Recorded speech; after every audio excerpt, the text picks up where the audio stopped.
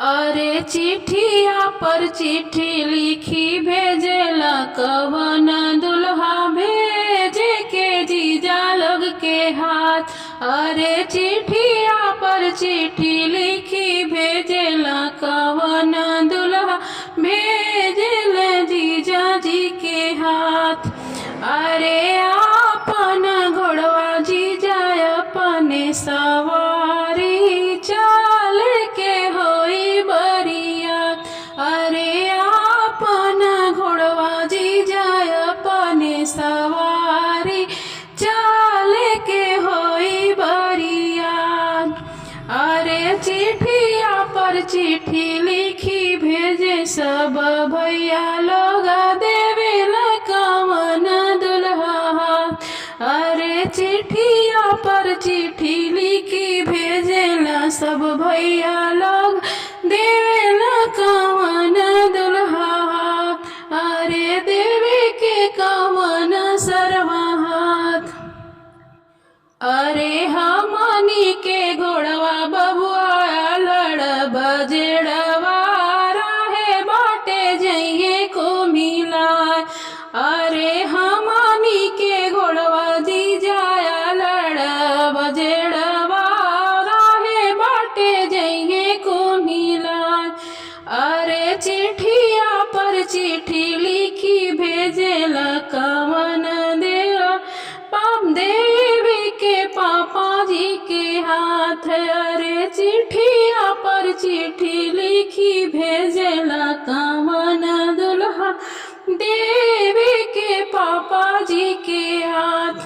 अरे कवन अकेलिया चलाइए चाचा जीजा लोग दिहले जवाब। अरे कवन अकेलिया चलाइए पापा जीजा लोग देवेला जवाब।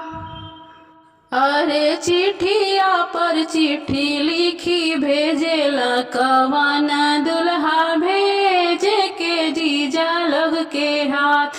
अरे कवन अकेलिया लगाइए चाचा जीजा लोग देवेला जवाब।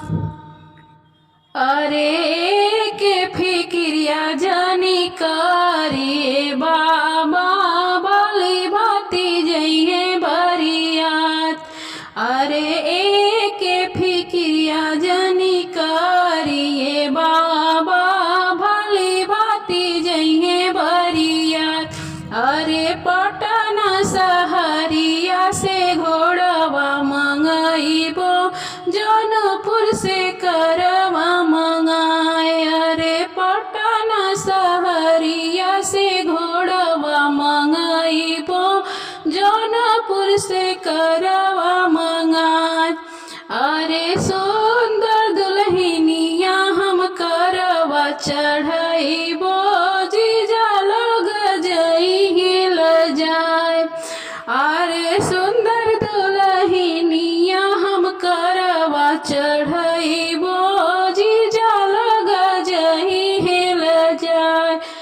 अरे सुंदर दुल्हनिया हम करवा चढ़इबो जीजा लोग जइए ल जाए। अरे चिट्ठिया पर चिट्ठी लिखी भेजेला कवन दुल्हा भेजे के जीजा लोग के हाथ। अरे चिट्ठिया पर चिट्ठी लिखी भेजेला कवन दुल्हा भेजे के जीजा लोग के हाथ। अरे आपन घोड़वा जीजा अपने सवारी चले के होई बरिया। अरे आपन घोड़वा जीजा अपने सवारी चले के होई बरिया। अरे के फिक्रिया जनी करे बाबा भली भाती जइए बरिया।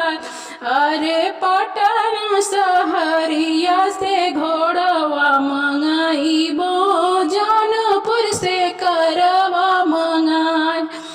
अरे सुंदर दुलहिनिया हम करवा चढ़ैबो जीजा लोग जाई हैं लजाया रे सुंदर दुलहिनिया हम करवा चढ़